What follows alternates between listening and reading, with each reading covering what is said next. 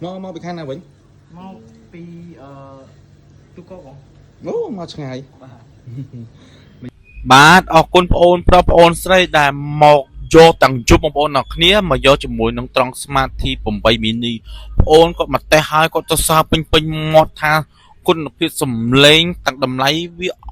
ពិសេសមែនបងប្អូនអ្នកគ្នាតម្លៃតែ$29បងប្អូននេះតែសំឡេងវិញមិនបាច់និយាយបងប្អូនអ្នកគ្នាហើយនេះគឺជាប្រភេទត្រង់ Smart ដែលបងប្អូនអ្នកគ្នាអត់ទាន់សូវបានតេស្តទេបងប្អូនអ្នកគ្នាមនុស្សភាគច្រើនធ្វើអត់ទាន់សូវបានតេស្តទេដោយសារតែវាទៅមិនចេញមកបងប្អូនអ្នកគ្នាអញ្ចឹងបងប្អូនអ្នកគ្នាចង់ដឹងពីសំឡេងគុណភាពសំឡេងថាវាល្អកម្រិតណាគុណភាពវាបែបណាបងប្អូននេះអាចមកតេស្តនៅខាងក្រៅបានបងប្អូនអ្នកគ្នាបាទឥឡូវមកយកទាំងយប់ដោយសារតែបងអូនគាត់មកបើកមើលខ្ញុំឃើញថ្ងៃមិញភ្លាមលេងជិះមកទាំងយប់ហ្មងបងប្អូនអ្នកគ្នាបាទអរគុណបងអូនប្រុសដែលមកខាងតួកកបាទអរគុណបងប្អូនស្រីដែលមកទាំងយប់អូនេះមកថាភ្ញៀវពិតៗហ្មងអរគុណច្រើនណាប់